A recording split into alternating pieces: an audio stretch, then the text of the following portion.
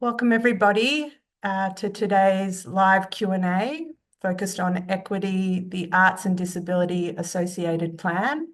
This webinar is specifically regarding the two tender opportunities that we released here at Creative Australia last week.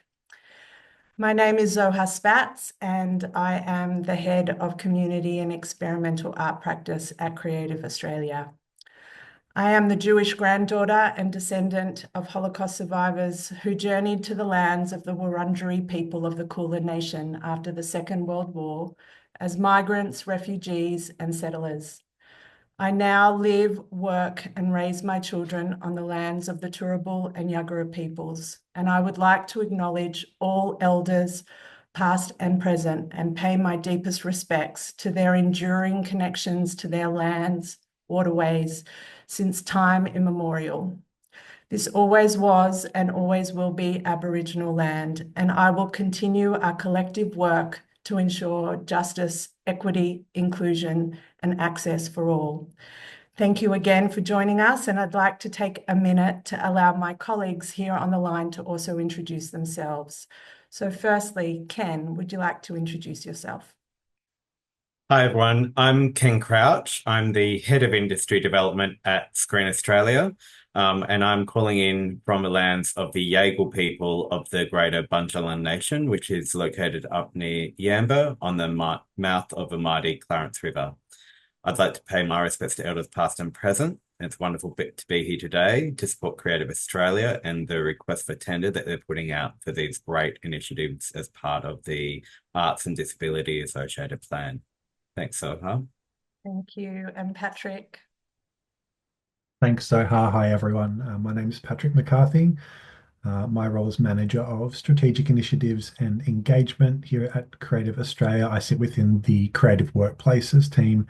I'm joining today from the lands of the Wurundjeri people, and also like to pay my respects to elders past and present, and also extend those respects to all the First Nations people joining us today, and of course acknowledge the really important work of our First Nations colleagues here, both at Creative Australia and at Screen Australia as well.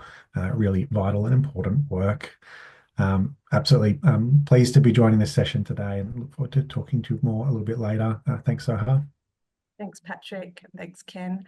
I'd also like to shout out our Auslan interpreters. We have Yasmin joining us on the screen at the moment, and you'll meet Jody a bit later on. Thank you for allowing us to be as accessible as possible this morning and across the period of rollout for the ADAP. Well, thank you again, everybody, and welcome.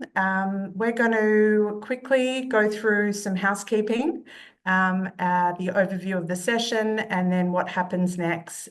You'll be with us for perhaps 30 to 45 minutes. Maybe we can stretch this to 60, and I really hope it's an informative and helpful session. This is the second of two information webinars. The first is actually still available on the Creative Australia website, which outlines the details of each tender. This webinar is specifically a question and answer with key partners who you've just met, Screen Australia and Creative Workplaces, where you, interested parties, will be able to ask questions regarding the request for tenders, also known as RFTs. Apologies for the acronyms and abbreviations and all that sort of jazz, but we'll try and do our best to talk through it in full English today. The request for tenders will be and are available on the Creative Australia website under About Us Procurement, as well as oztender.gov.au. All tenderers must read and respond to the official documentation, so this should just be considered additional information. An easy read and plain language version of the scope and deliverables for both of the tender opportunities are available on the Creative Australia website, as well as a suite of a whole range of other resources and information materials about the overarching Arts and Disability Associated Plan. So today's agenda, we've just done the welcome and acknowledgement, an overview of the session. We're going to do an overview of the tender opportunities and then each individual tender. We've received and have about 15 pre-submitted questions that we'll go through in a one-by-one situation. And then we've got a chat function available. It's Q&A function on this Zoom. And I really welcome all of you guys to throw in any questions. We've got a remarkable colleague from Creative Australia, Amelia Lush, on the other end, responding to those Q&As. And then at the end of the pre-submitted ones, Ken, Patrick, and myself will do our best to get back to you. This Q&A is recorded and will be available on our website throughout the 8-week application period. So please ensure that you do your best to ask any questions and you come back to this material whenever you need to. So let's get to a bit of an overview of how we got here. So in 2024, as many of you know, the Australian government released Equity, the Arts and Disability Associated Plan. It's also known as the Plan. It's a 4-year roadmap to lay the foundations for greater equity in cultural and creative life for deaf and disabled artists and arts workers and audiences with disability. And the plan has 3 key priority areas. Priority 1 is recognising deaf and disabled artists and arts workers as central to our vibrant arts and cultural sector. Priority 2 is strong and inclusive governments and organisations. And priority 3 is engaging the audience with fair, open and equitable access to the arts and culture. All proposals, no matter which tender you choose to apply for, will need to clearly articulate how the model for your delivery will ensure the equity, the inclusion, and the representation of deaf and disabled Australian artists, arts workers, screen practitioners, game makers, and audiences will be supported. Tenderers also need to consider cultural protocols, disability cultural safety, access and inclusion, language, and geographical considerations in their application. So that's a bit of a big picture. And now what I'm going to do is hand over to Ken, who's going to talk you through specifically one of the first tenders, which is the National Arts and Disability Forums and Gatherings. Ken. Thanks, Soha. So in this section for this request for tender, we're looking for an organisation to deliver online forums and also in-person gatherings for deaf and disabled people in the arts, and that's between 2025 to 2028. So there's a total of 4 different deliverables here. This work is part of the plan, and the forums and gatherings will ensure that deaf and disabled people in the arts are able to connect and also to network, and that includes people who work in screens and digital games industries. We'll go through a bit more about the different, the diversity of those forms later on in the session.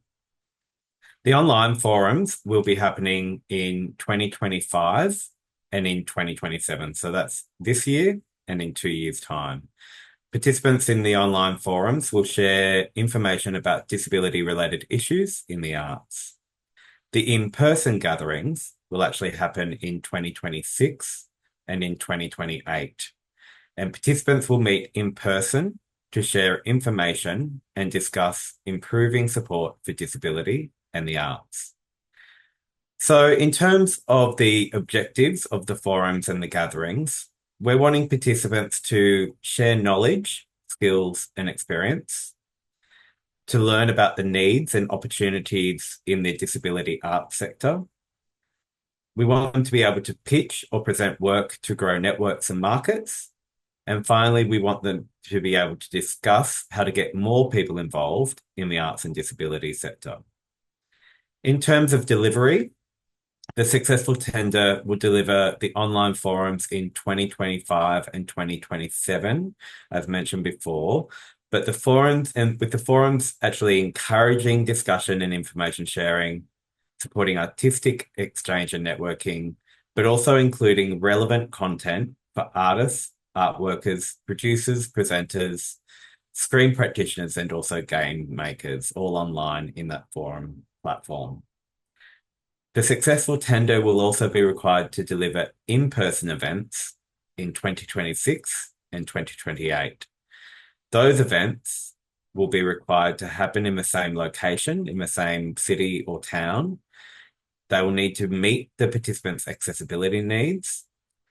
They need to include at least 150 participants per event, and also include live performances, screenings, exhibitions, demonstrations, showcases, and also pictures.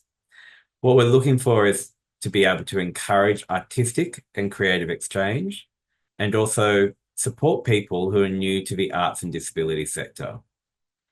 So in this request for tender, we're welcoming proposals that are innovative, responsive to the sector's needs, and also partnership driven. And we're expecting tenderers to be able to tell us what they see is achievable and is reasonable within the budgets that are set, and also achievable in terms of partnership relationships. The full scope outlines more details in there, and also please feel free to put in the questions in the Q&A functions below. Thanks, Soha. Thanks so much, Ken. And yeah, just to echo, we really do welcome responses and proposals from each potential tenderer to really take on some of this outline and propose to us how they and what they might do with it. So we're going to now talk in detail about the second tender opportunity, which is the National Arts and Disability Code of Practice or Guidelines. I'll hand over to Patrick.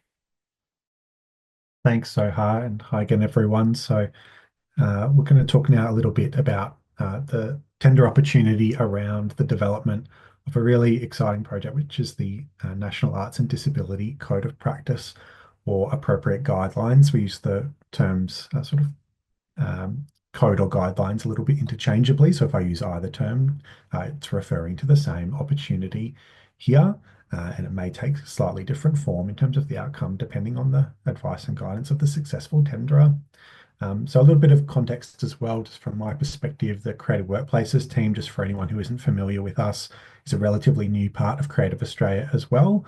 It's been established to promote fair, safe and respectful workplaces across the arts and culture sector and creative industries. So we're really pleased to be working with our colleagues who are also on this call, but also across the organisation in supporting the development of this work. And we look forward to working with the successful tenderer for this project as well. So a little bit of information about what we're looking for. So we're looking for a person or organisation to develop these new code or guidelines, which will be called the National Arts and Disability Code of Practice or appropriate guidelines, as I mentioned. The successful tender will need to work closely with the key organisations and partners in the project, being Creative Australia, Creative Workplaces and Screen Australia.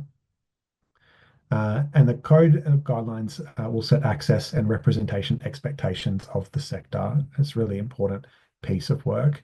I will just make reference as well, just so if anyone hasn't had the opportunity to look at the specific details of the request for tender for this project at the moment, you can find the aims of the code. They're outlined on page 8 of the request for tender, or on page 2 of the plain language version as well, if you'd like to familiarise yourself more broadly with those.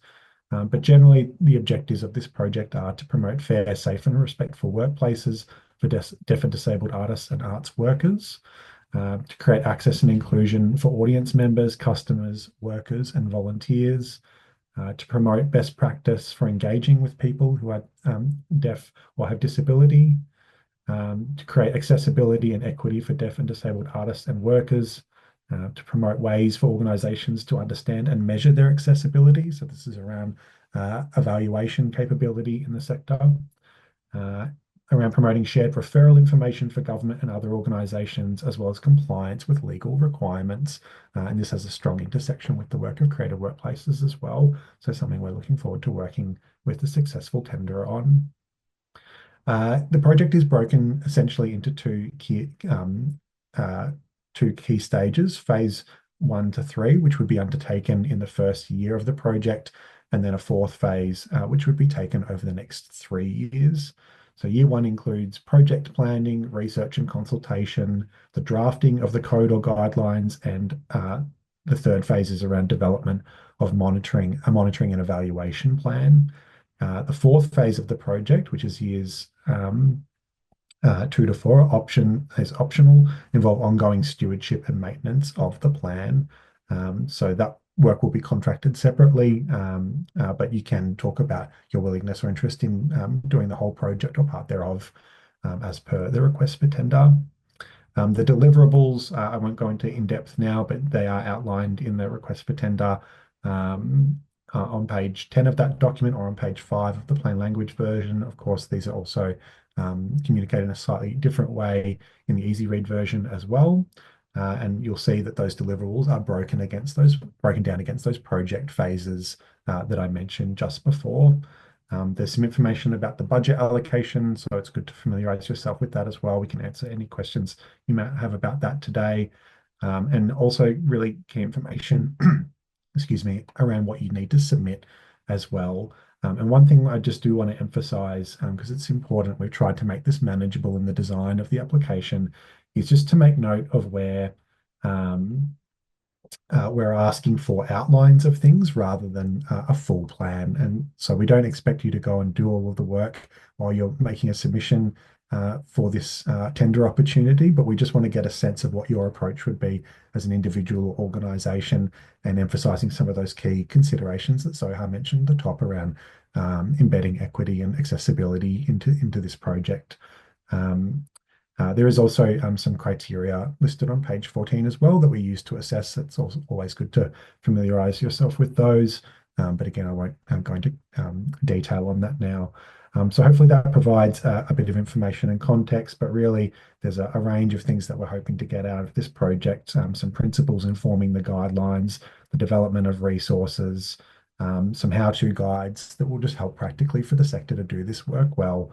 And I might pass back to Zohar and we can answer any more specific questions a bit later on. Thanks so much, Patrick.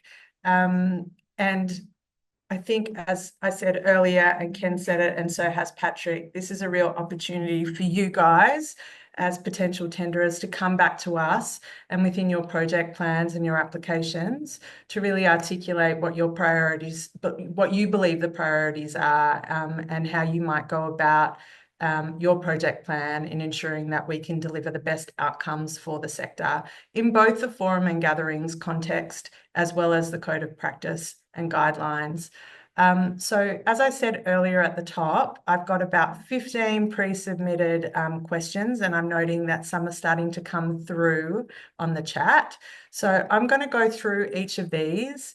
You're welcome to throw the question into the chat. Amelia will be there to try and respond. And then for anything that's left unanswered, we'll get to hopefully in about 10 or so minutes, so stay with us. So let's kick off with a couple of really general ones. And Patrick, I'm going to throw to you in the response of what do we mean by disability-led? Because all of these tenders and opportunities will be given priority to being delivered by a disability-led organisation, an individual or consortium as well. Yeah, thanks, Zohar. As I think we've touched on a little bit already, we've tried to be thoughtful in the design of these requests for tenders. Obviously, in the context of being a federal government agency, there's some parameters that we need to adhere to, but we tried to strike a balance between providing enough guidance about what the aims and objectives of the plan are, and also of these specific projects and initiatives, whilst leaving it relatively open-ended, as Zohar just described, to be responsive and led by the individuals or organisations that will be driving this work. And it is incredibly important, as Zohar mentioned then, that this work is disability-led. And what we mean by that is that the initiatives and the ideas and outcomes of these projects are initiated by deaf or disabled artists and workers, that the work is led, and that there is control around the project and decision-making embedded into that project that sits with those individuals or organisations, and that people are key decision makers throughout that process, and that we're really committed to that all the way through this project or these projects. It will be highly collaborative, and as we've described already, there'll be input from a few different parties as we go through, but we want to make sure that the people that are leading that work are well supported to do it as well as they can, and that feel really comfortable and proud with the outcomes at the other end. So that's the approach that we'll take, and what we mean when we use those terms. Thanks, Patrick. And Ken, over to you. You raised this as you were going through the overview of the forums and gatherings. I think it's really important for us to articulate the art forms and sectors to be covered in the scope of tenders, because they all need to be covered. And for those who have never worked with Creative Australia before, and for those who have never worked with Screen Australia before, welcome to our new marriage. And we're really excited. But Ken, if you wouldn't mind just going through each and every of those art forms, so we can recognise the inclusive nature of the work that's trying to be done. Yeah, thanks, Soha. It is a great marriage, but it does cover a really broad range of art forms and sectors. A lot of these are written in there, but just to kind of go through them in this format as well, they include visual arts and craft, literature, performing arts, and when we say performing arts, that includes theatre, so that might be text-based theatre, theatre with or by or for young people, puppetry, circus, and also physical theatre as well. Obviously, contemporary dance, and also emerging experimental and interdisciplinary arts, music, contemporary and classical, festivals, galleries, libraries, archives and museum institutions, of course, screen and digital games. And by screen, we also mean the different kind of formats. So that might be film, series, online content, and of course, digital games is a really important part of that screen and digital game sector, very fast growing as well. Also First Nations arts and languages, and also community and cultural development as well. So as you can see, there's a really broad range of different art forms and sectors that need to be covered across both of these requests for tenders. So it would be great to see from each of the people putting in their submissions how they, see that as reasonably being achieved, and making sure that there is an inclusivity in the way that it is approached for all art forms and sectors to be, participants and included as part of these activities. Thanks, Ken. Next up, just a couple ones from me, some short ones, hopefully. We've been asked what the timeline for the tenders are. Patrick has reflected on guiding you to the procurement documentation, which outlines a very detailed timeline in those tender docs. But both tenders will be open for 8 weeks, and they will both close on the same date, which is the 24th of March 2025. Please pay close attention to the time, on what time they need to be submitted by. They must be submitted via the directions that have been articulated in the request for tender document. So please go to that document and follow the instructions. We hope to assess throughout early April, and then notify tenderers by the end of April, early May, because the work really does need to start in earnest in May. It is a busy year. 2025 is when all of this planning is going to be happening. So we will endeavour to really work hard to ensure that the work kicks off in May.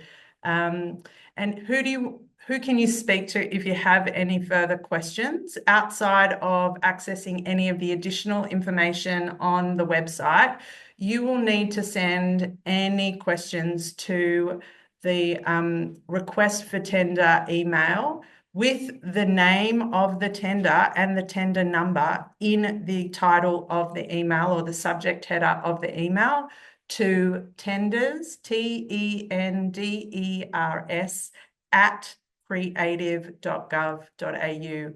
You have to follow formal process when it comes to these requests for tenders, and this is why it's really important. If you have a question, or if we don't answer today, please throw it into the chat and we'll ensure that everyone has access to the same information.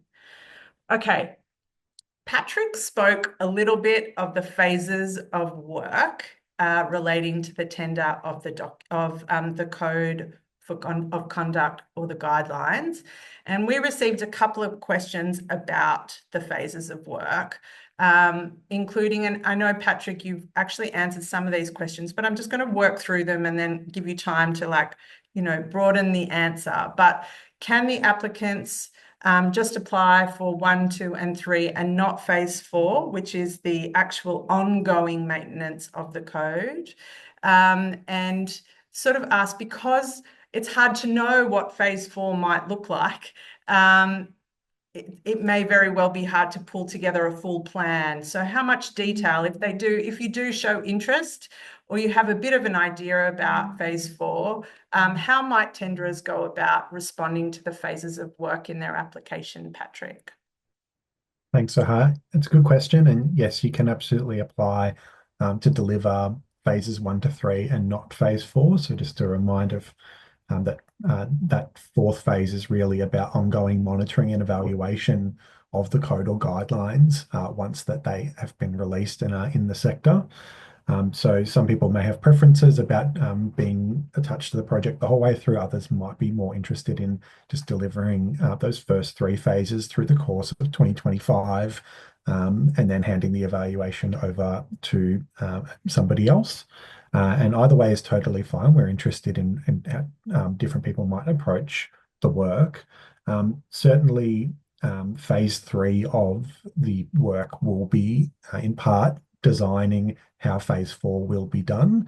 So we would expect that at the very least you will be thinking about that if you are undertaking those first 3 phases, how that work might be done. But we also recognise that phase 4 may differ slightly from that or might require different approaches at different times throughout the life of the code or guidelines as well. So we're open to being sort of flexible about that.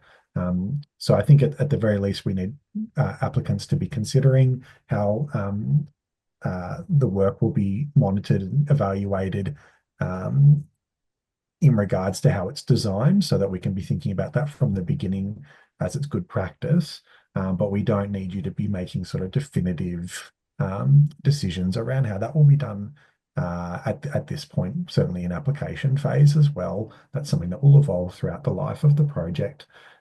So if you are someone who is interested in contracting for that 4th phase as well around monitoring and evaluation, we would like you to specify that in your submission and include some information about your likely approach as well.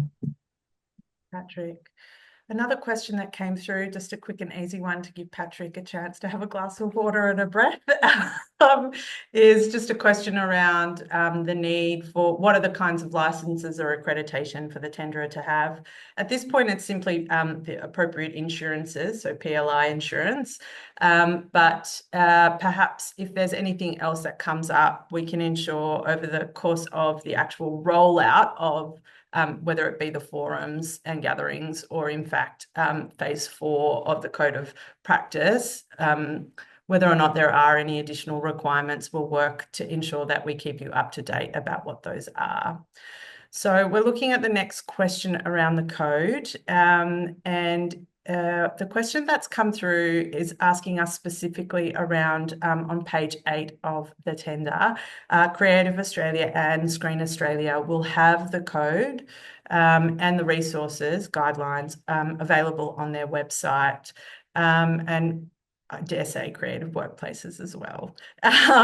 So depending on what that looks like, will there be an opportunity to work with all 3 agencies to actively encourage funded organisations to use it? Patrick? Yeah, absolutely. I think there'll be certainly reference and connection to the code or guidelines from the Creative Workplaces website when they're both developed. So the Creative Workplaces website, just for reference of applicants, is launching in the next few months, and that will be a new website that covers a whole range of information about workplaces in the sector, but there will be some specific information around arts and disability, and the code obviously will be developed throughout this year, so it won't be there when the website launches, but we'll make reference to it later. And clearly in other areas of the Creative Australia and Screen Australia websites, there'll be reference to these code or guidelines as they're developed as well. There will, I would say, certainly be opportunity for us to think about how these code or guidelines and ways of working and practices that they promote in turn are embedded into different parts of what we do. And some of that may take a little bit of time. Obviously, these things are created and then other people respond to them. There'll be a bit of that internally in our organizations and obviously externally throughout the sector as well, which is the intended purpose of them. We don't want to be too prescriptive, I don't think, at this stage about exactly what that might look like, what we might require people to submit to show that they are complying with the code or guidelines, or that might depend on what's created. So I think we need to be a little patient throughout the process to get a clearer sense of exactly how that might eventuate. But there'll certainly be a commitment from us to want to see the sector responding to these things and looking at what mechanisms we have to encourage that. So we'll, I think, work through that collaboratively as we progress. That's great. And I guess the other question that comes on from there actually as a natural follow-up that we received was just to get a bit more information regarding what the code would be. And the person who asked the question was asking us to clarify whether or not we felt it would be similarly aligned to the First Nations protocols and whether or not we expect them to be self-assessed. Patrick, can you respond to that as well, if that's okay? Well, so the First Nations protocols are a really good point of reference. It's a really important document for us here at Creative Australia, and it's certainly had strong impact in the sector. And it's been a point of reference for us internally talking about what this code might look like or how it might function, the role it might play in our work more broadly. So it's probably whoever's asked that question is on the right track in thinking that that's probably worth having a look at, and I would suggest for other applicants as well, which isn't to say that it needs to replicate that in any way in terms of its form or content, but in terms of its intended use and the level of guidance, you can see that there's a lot of evidence in those protocols that those communities and different cohorts were consulted with through the development of it, that it's been delivered by experts, and that that's the sort of thing that we would like to see in the development of this code. So it's worth probably having a look at that. But again, we're interested in new ideas and to see how applicants might respond to what we've outlined in the request for tender as well. And there might be things that are entirely new or different to the First Nations protocols as well. So please don't let that restrict your thinking at all around how you might approach this work. We're really excited to see what ideas are out there. Yeah, great. And I think it is important for us to acknowledge that it is self-assessed and that, you know, the arts industry and cultural sector, screen and gaming, everybody is coming at this at a different in path. And so it's really important that for us to make progress over this period of time, that the approaches allow everybody to come on and have on-ramps into this work.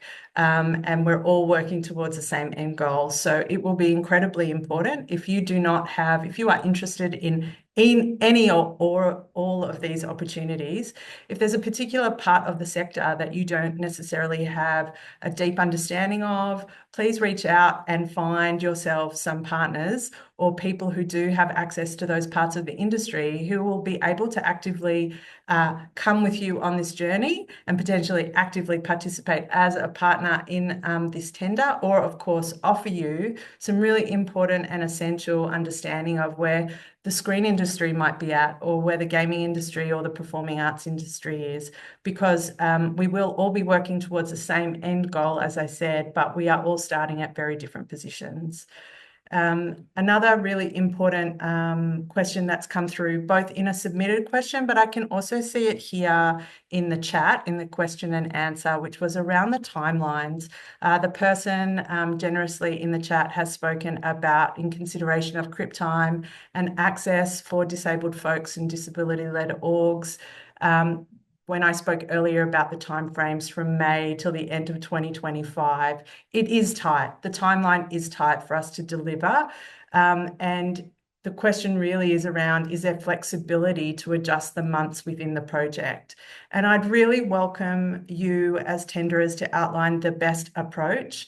No, the end of 2025 deadline is not necessarily flexible. We need to see the deliverables being delivered at the end of that year, but how you might adjust or approach the timelines where you are talking to us, as I said earlier, about ensuring that this process is as equitable and as accessible as possible. And we are thinking about cultural protocols and we are thinking about disability needs. That is really important. So please come to us in your application with what you believe to be the best possible project plan for the best possible outcomes for the sector. The other thing, and we've spoken about it through this webinar, but just to mention it again, the Code of Practice and Guidelines will be made available across all of these websites that we spoke of our partners, and I hope also of further stakeholders within the sectors.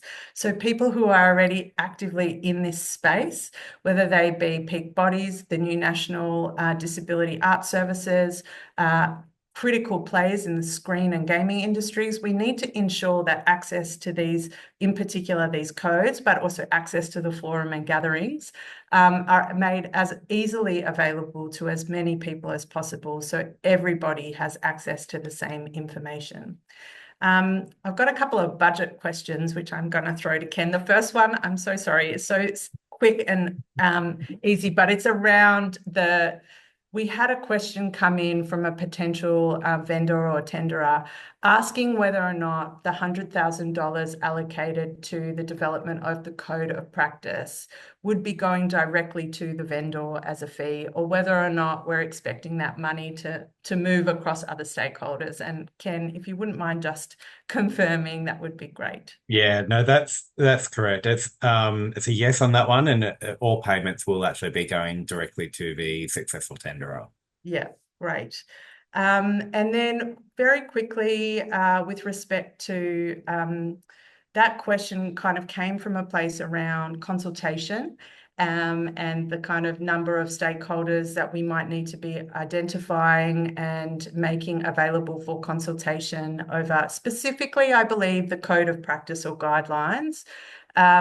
And it was also around whether or not the coordination of those stakeholders will be the responsibility of Creative Australia or the tenderer. And I can confirm that the successful tenderer will work really collaboratively, again, with all of the key stakeholders for consultation. So when I say stakeholders in this regard, I mean Creative Australia, Creative Workplaces, Screen Australia. You'll put a proposal forward and we'll ensure that we review that together. And also that we want to make sure that that we have available to you the significant research and support documentation that is already available to us here at Creative Australia. And then the actual responsibility of that consultation, that will be the tenderers. You will need to ensure that as part of the delivery, that you will be coordinating all of those consultations yourselves. Another question about money, which I'll throw to Ken, which was around the forums and the gatherings. There was a question around, given the scale and scope and how we've talked about that particular or those particular events, whether or not $600,000 over the course of the contract would be enough investment for the forums and gatherings. So Ken, over to you. Yeah, look, I think it's a really good question. I think there's an expectation that the investment would be a contribution to possibly a larger budget. And there is certainly a hope that the tenderer would be able to also fundraise some additional income or in-kind support, or a combination of both, from a variety of public and private partnerships. And what those partnerships could be is, other government funders or partners. So that could be at a local, state, or in territory, or even at a national, or possibly even international level as well. It could be through festivals and or venues, so in-kind supports or other type of support that comes through that often these events are kind of often delivered with the support of, but also philanthropic or private partnerships as well. So there is a wide range of different sources that we'd love to see contributing to the forums and the gatherings. And obviously, it would be good to get a sense from a tenderer of what they think might be achievable given their experience or expertise as part of a tender, but also, open to exploring what's the best way of actually getting the best outcomes for the participants and what we're trying to achieve with these elements as well. Thank you. And another quick question for you, Ken. It's can the forum event move between 2 different cities or states?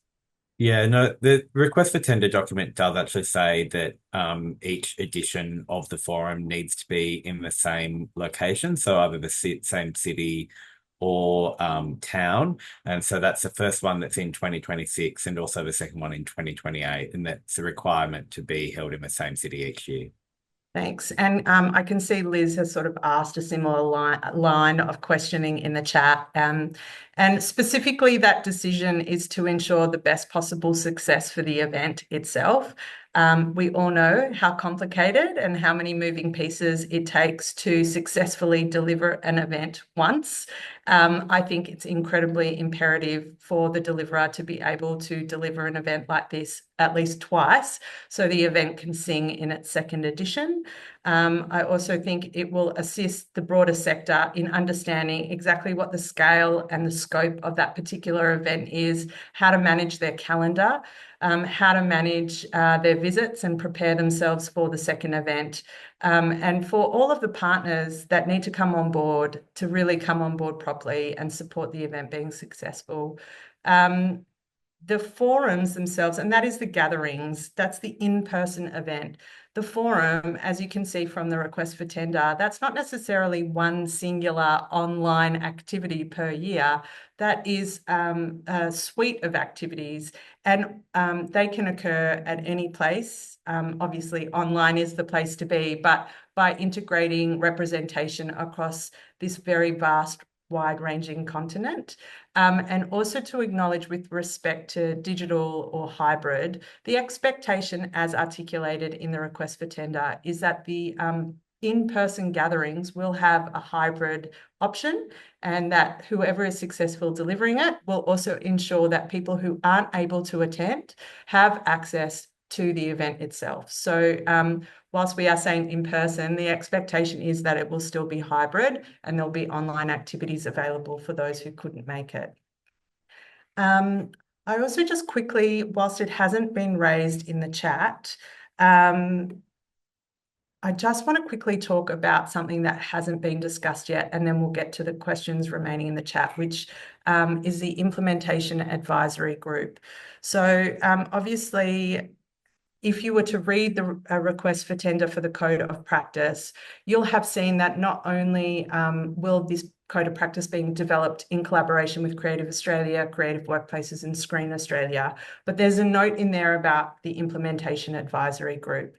And in establishing and developing equity, the plan, the Australian Government and the Office for the Arts heard from people with disability and disability advocacy bodies who emphasise the importance of this plan being co-designed and implemented and evaluated in partnership with people with disability. So this plan commits to establishing an implementation group, and I think it's really important that we just quickly articulate where we're up to with that. So that group of people will come from a range of diverse and intersectional backgrounds with experience across the arts, screen, digital games, and cultural sectors. It will be an action of the plan that is being delivered by the Office for the Arts. So these 2 tenders are an action to be delivered by Creative Australia, but the Implementation Advisory Group, as I said earlier, will be delivered by the Office for the Arts. They'll be consulted on activities that include shaping the implementation of the actions and commitments under the plan, contributing to the plan's monitoring and reporting activities, providing expertise into policy reform issues. So the process to select the members and establish this group is in its final planning stages, and further details on that process will be released in the coming weeks. We and the government recognise the importance of having people with disability be part of the selection process of the advisory group itself. And we're hoping and expecting the advisory group to be up and running by mid-2025. So they will join us in being another key stakeholder in working with us in the delivery of these two tender opportunities. So that's the end. Goodness gracious me, we have 10 minutes left. I didn't think we'd take this long, but we have. So I'm just going to try and go through some of these questions that remain on the Q&A. We've got a question here. I'm going to edit it a little bit, but not edit it, but both of the tenders, this is the question, both of the tenders sound similar to work Arts Access Australia was previously leading on. I'm specifically thinking of meeting place, annual forums, and the code of conduct consultation. Why has Creative Australia decided to put this to tender rather than supporting a national peak body to deliver? Well, firstly, the two tenders, as we've said from the start, are direct actions from Equity, the Arts and Disability Associated Plan. So we are required to deliver on these two new actions, which come up with the tenders. I hope that all of the lessons and learnings and resources and information that we have up until this point as a sector can all lead us to ensuring that there is no double up, that we are delivering really relevant and useful tools and networking and events to ensure the real propelment of this sector. So yes, I think no doubt we can reflect on decades of really great work that has led us to here, but this is an opportunity to take the investment that's been handed down by the Australian government and to begin the path of these two new opportunities, but on the shoulders of all the work that has happened up until this point. So next question. Does Screen Australia support the online component in 2025 and 2027 for the gathering for the forums, for the online forums? I would say yes. Yes, of course we support it. I don't know if the question if it relates to the technical support or if it relates to the connections to screen sector. Obviously, the latter of actually promoting it to the screen sector, to the practitioners that would be participating, we will certainly be getting involved and we will work closely with them. In regards to the technical side, in terms of the actual setting up and of how the platform and how it's delivered and everything else, that I would expect that to be deliverable by the successful tenderer to actually organise a company or other way to actually deliver that component online. Thanks, Ken. Next question. For both requests for quotes or tenders, is it expected that all requirements will be completed within the budget, or can we provide suggestions of what can be completed within the budget and what will require additional funding? Well, I think there's a couple of pieces. With respect to the code, yes, you have to deliver this to us in budget. So perhaps there are additional resources or tools that, had there been more, that you might recommend throughout phase 4 that could be developed or monitored or continue to grow as per what is possible, and so we can continue to be responsive to the needs of the sector, for sure. But the expectation in phase 1 to 3 is that will be delivered within that $100,000. With respect to the forum and the gatherings, as we said earlier on in this Q&A, we really do expect that there's going to be a need for you to find co-investment with partners. We also acknowledge that the scale and scope of these events does not have to be enormous. These don't have to be the largest sector gatherings in the annual calendar, but we do expect that there's an opportunity here to find venue partners, to find sector partners, and a whole range of different people who will support you with both income, cash, and also in kind. So please feel free to articulate within your budget and your proposal about who those partners might be, and perhaps how much you might be looking to fundraise.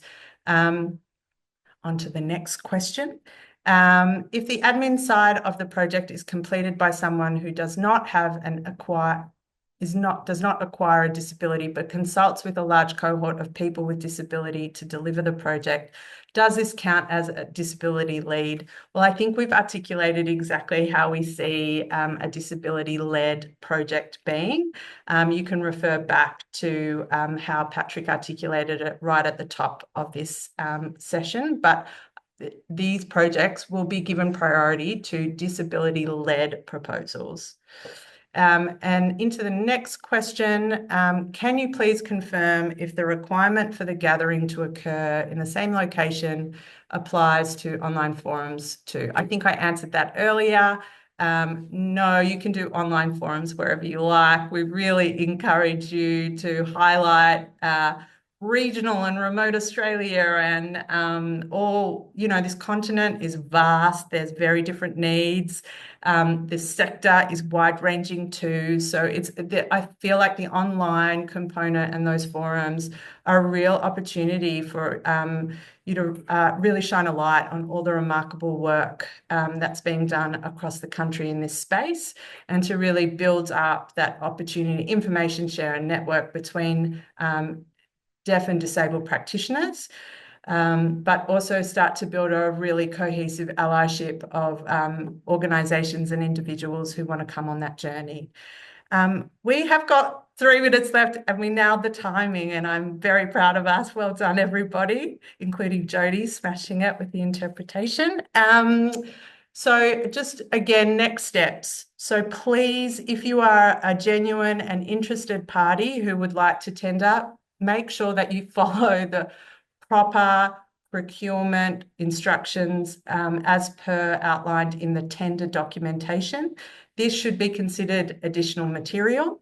If you have any further inquiries, please email the tender's email address with the number and the detail of the RFT, the request for tender, in the subject header. These tenders will be open for 8 weeks. They both close on the 24th of March. I think I got that right. I just tried to do that off the top of my head. We are very genuinely excited about what comes next, and the 3 organisations in front of you really look forward to collaborating, and we believe collective effort for big change is the way forward. So thank you for joining us today. I hope you have a fabulous Monday, and if it's a different day because you're listening to the recording, I hope you have a fabulous general day. Yeah, thanks again, and look forward to seeing you all soon. Thanks, guys. Thanks, everyone. Have a good day.